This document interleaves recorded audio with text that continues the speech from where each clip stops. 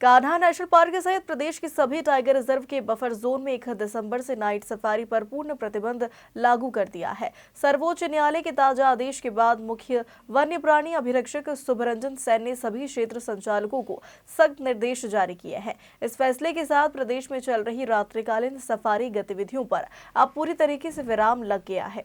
Kanha tiger reserve के क्षेत्र संचालक रविंद्र मणि त्रिपाठी ने बताया कि वन्य प्राणियों की सुरक्षा और उनके प्राकृतिक व्यवहार की रक्षा इस प्रतिबंध का मुख्य कारण है।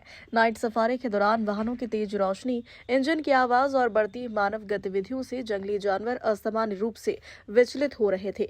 कई बार जानवर सड़क के बिल्कुल पास तक आ जाते थे, जिससे दुर्घटना की आशंका भी बढ़ जाती थी। अंधेरे में उनका प्राकृतिक व्यवहार प्रभावित होता था, जो बाघ संरक्षण और पूरे इकोसिस्टम के लिए गंभीर खतरा माना गया। कान्हा के बफर क्षेत्र में सफारी की बुकिंग ऑफलाइन होती थी, जिससे वाहनों की वास्तविक संख्या और पर्यटकों की एंट्री का डेटा स्पष्ट नहीं मिल पाता था। इसके साथ ही रात्रिकालीन ट्रैकिंग में भी अनियमितताओं की शिकायतें सामने आ रही थी।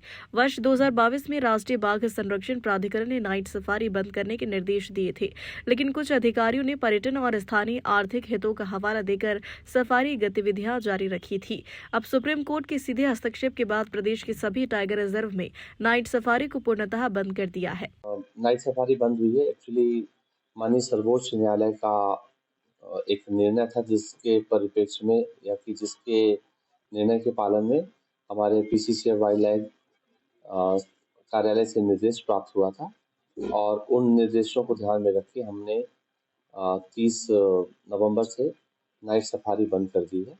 और चूंकि ये सर्वोच्च न्यायालय का निर्णय है, तो उसमें हमने उसका अक्षरशः पालन किया है।